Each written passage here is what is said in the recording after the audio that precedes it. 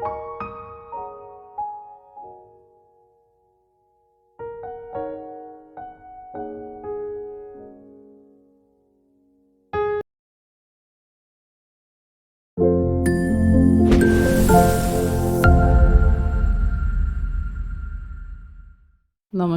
সবাইকে ওয়েলকাম করছি রুদ্রানীস লাইফস্টাইল লাইফে। আশা করি সবাই ভালো আছেন। আমরা আছি, ভগবানের ইচ্ছা একরকম।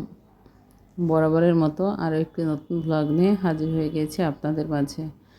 আশা করি আমার আজকের ব্লগটিও আপনাদের কাছে ভালো লাগবে।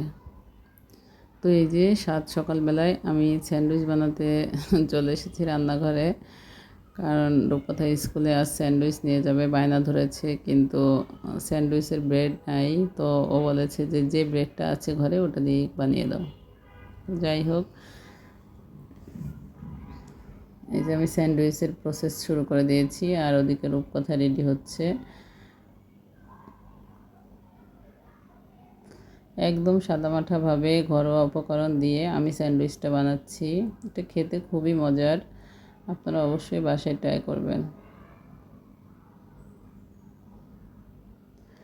অনেক দিন কোনো ভিডিও আপলোড করিনি। এটা হচ্ছে শীতের সময়ের একটা ভিডিও, মানে ডিসেম্বরের শেষের দিকে আর কি। এটা এডিট করা ছিল, বাট রেকর্ড করা হয়নি বিধায় আমি আপলোড দিতে পারিনি।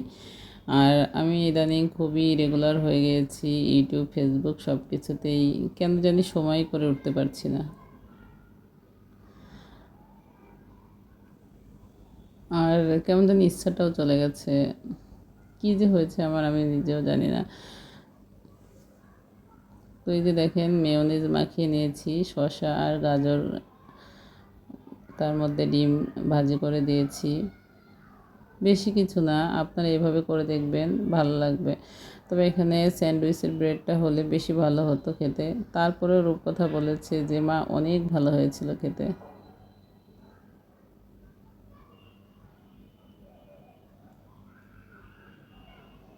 আমার খুব ইচ্ছা করে মাঝে মাঝে যে আমি আবার রেগুলার হয়ে যাই, কিন্তু পারছি না কেন জানি। আর ভেবেছিলাম যে ছেলেটা বড় হলে হয়তো বা আমি একটু সময় পাবো, কিন্তু ও যত বড় হচ্ছে ওর দুষ্টুমি ততই বেড়ে যাচ্ছে। মানে আমি সময় করে উঠতে পারছি না, আর সময়ের সাথে পারছি না। শীত তো গেল, রূপকথার ফাইনাল পরীক্ষাও শেষ হলো, মানে হাফ ইয়ারলি আর কি। তো দিদি বাসায় ছিল না, আমি একা একা, আমার হেল্প করার মতো কেউ ছিল না। তো এই সব দিক মিলিয়ে আর কি আমি পেরে উঠিনি। আজকের ভিডিওটি আমাকে একজন রিকোয়েস্ট করেছিল, মানে আমার এক কলিগ, যে দিদি আমাকে একটু দেখায়েন তো এগুলা কিভাবে বানান আপনি। তো ভিডিওটা আমি রেকর্ড করেছিলাম, কিন্তু আমি আর এটা শেয়ার করতে পারিনি। এই যে ও শাপলাটা তো শীতেই পাওয়া যায় না। ও বলেছিল যে আপনি শাপলা কীভাবে রান্না করেন, সেটা আমি একটু দেখব। কারণ আমি বলেছিলাম যে একদিন আর কি গল্প করছিলাম যে শাপলাটা এমনভাবে রান্না করতে হবে যেন এটা মানে মাখা মাখা না হয়ে যায়, এটা যেন একবারে আস্তেই থাকে। তো আমি কিছুটা লবণ শাপলাতে মাখিয়ে রেখে দিয়েছি কিছুক্ষণের জন্যে। আর এই যে লইট্টা মাছ, এটাও আর কি ওর রিকোয়েস্টেই হলো। বলেছে যে আমি লইট্টা মাছ ভুনা করতে পারি না, ওটা মাছটা একদম ভেঙে চুরে একাকার হয়ে যায়। তো আমি বলেছিলাম যে আচ্ছা আমি করব, তুমি ভিডিওটা দেখো। এখন কত মাস পরে না ভিডিওটা আপলোড করছি, আমি সরি চেয়ে নিচ্ছি। আর আমি কিছুদিন আগে ওকে বলেছি যে তোমার জন্য একটা ভিডিও রেডি করেছিলাম, তো ওইটা মনে হয় ডিলিট হয়ে গেছে। তো দেখলাম যে না, এখনও রয়ে গেছে আমার এডিটিং অপশনে। তো যাই হোক, ওকে একটু সারপ্রাইজও দেওয়া হবে।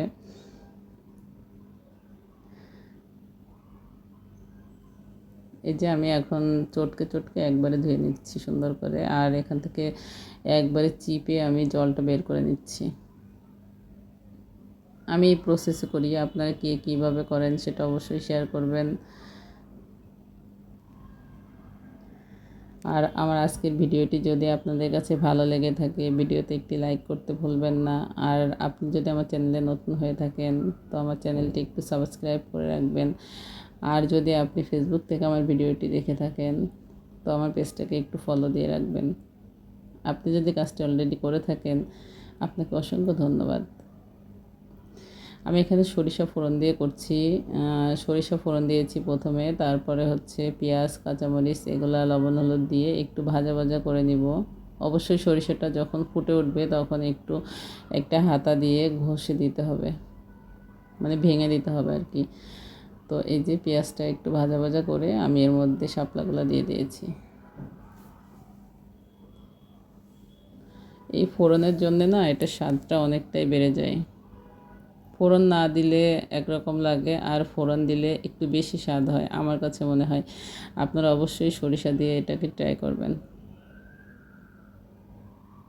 তবে এটা আবার কালো জিরা ফোড়ন দিয়েও করা যায়, দুইটাতেই ভালো লাগে, যে যেভাবে খেতে চান আর কি।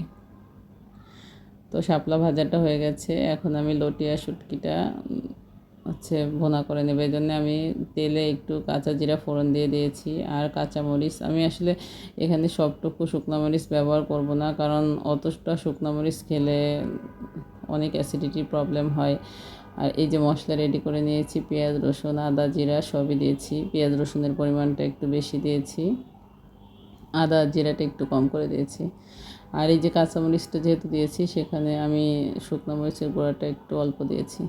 অবশ্যই এর মধ্যে একটু সরিষার তেল দিতে হবে, আর ভালোভাবে মশলাটা আগে থেকে কষিয়ে নিতে হবে। এই যে এখন আমি লবণ হলুদ মেখে রাখা মাছটা এর মধ্যে ঢেলে দিয়েছি।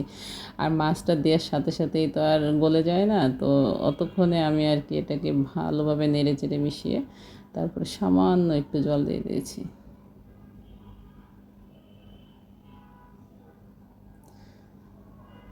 আর অল্প কিছুক্ষণ আমি ঢাকা দিয়ে রাখবো। তারপরে এই যে দেখেন, এখন একটু উল্টে পাল্টে দিব আস্তে আস্তে করে, যেন মাছটা ভেঙে না যায়, কারণ অর্ধেকের বেশি সিদ্ধ হয়েই গেছে মাছটা।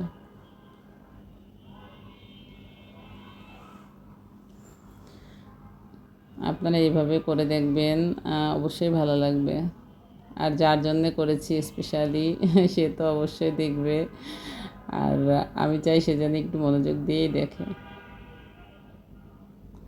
তো রান্নাবান্না শেষ করে রূপকথাকে স্কুলে নিতে এসেছিলাম। এখন দেখলাম এই যে রাস্তার পাশে বাদাম মেখে দিচ্ছে। রূপকথা বললো যে মা এটা কি খাওয়া যাবে? আমি বললাম চলো খাই, একদিন খেলে আর কি হবে। তো যাই হোক, এই ভিডিওটা করতে করতে না আমার মানে শেষ হয়ে গেছিলো, মেমোরিতে জায়গা ছিল না। তো বাসায় চলে এসেছিলাম। এরপরে এই যে এরপরে আরেক দিনের এই ভিডিওটা, এটা হচ্ছে চিড়া আর আখের গুড়, যেটা ওইটা খাচ্ছে রূপকথা। এটা একটা আন্টি দিয়েছে ওকে, মানে আমার এক কলিগ আর কি। খুব মজা করে খেয়েছে, আর আন্টিকে অনেক ধন্যবাদ দিয়েছে। তো ওই দিনই এই যে সন্ধ্যাবেলায় আমরা একটু আমাদের পাশে যে রিগালের শোরুমটা আছে ওখানে এসেছিলাম, ফার্নিচার দেখতে এসেছি। আর কিছু একটা কিনতেও এসেছিলাম, হয়তো বা মনে নাই এখন, কারণ এটা যেহেতু অনেক দিন আগের ভিডিও। আর আমার ছেলে দেখেন কি অবস্থা, ওর অনেক বড় বড় চুল হয়ে গিয়েছিলো, তো চুল ফেলে দিয়েছিলাম ওকে। ও সব জিনিস ধরে ধরে দেখছে, একবার বিচ্ছু। তো আপনারা অবশ্যই বলবেন যে এতক্ষণ ফার্নিচার দেখে এখন প্লাস্টিকের জিনিস কিনে নিয়ে এসেছি। আসলে সেরকম না, এই জিনিসগুলো অন্য আরেক দিনের কেনা, তো এই ভিডিওর সাথে আর কি জুড়ে দিয়েছি। বিস্কিট, চকলেট, একটা টুল, এটা এতদিনে ভেঙেও ফেলেছে আমার ছেলে, আর এখন আমি ভিডিও আপলোড দিচ্ছি। কেমন একটা হাস্যকর না সব কিছু। তো আমি ভিডিও শেষের দিকে চলে এসেছি। অবশ্যই ক্ষমা সুন্দর দৃষ্টিতে দেখবেন, আর ভিডিওটা দেখবেন সবাই, একটু লাইক করে দিবেন।